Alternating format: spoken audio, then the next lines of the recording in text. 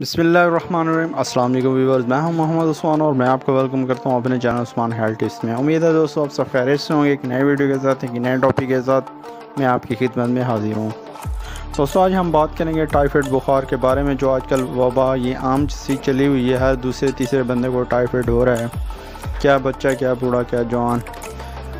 दोस्तों नुस्खा आपके साथ ज़रूर शेयर करेंगे। नुस्खा बहुत ही ज़बरदस्त और मुजरब है। उससे पहले एक छोटी सी गुजारिश है, अगर अभी तक आपने हमारे चैनल को सब्सक्राइब नहीं किया तो जल्दी से हमारे चैनल को सब्सक्राइब कर दें और बेल के आइकन को ज़रूर प्रेस करें ताकि हमारे न्यू आने वाली वीडियो का नोटिफिकेशन आपको बर वक्त मिल सके।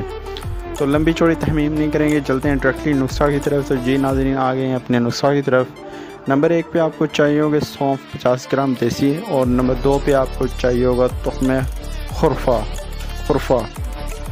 ये भी आपने 50 ग्राम लेना है। दोनों चीज़ों को आपने हम वज़न लेकर इसको अच्छे तरीके से साफ़ कर लेना है। उसके बाद आपने एक परिमाण लेना है, उसके अंदर इन दोनों चीज़ों को डाल के 3 से 4 चम्मच आपने देसी घी के ऐड करने हैं।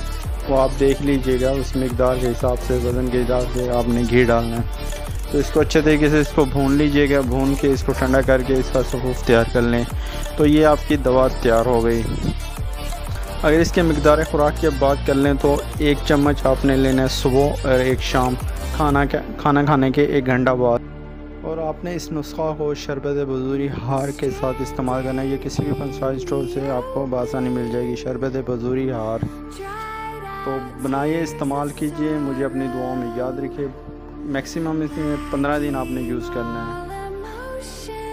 ये आम बुखार के लिए भी बहुत ही ज़बरदस्त है। जिनका मुंह कड़वा रहता है उनके लिए ये नुस्खा बहुत ज़बरदस्त है। मुझे अपनी दुआओं में याद रखें। मिलते हैं कि नई वीडियो के साथ, एक नए टॉपिक के साथ। अल्लाह हाफिज़।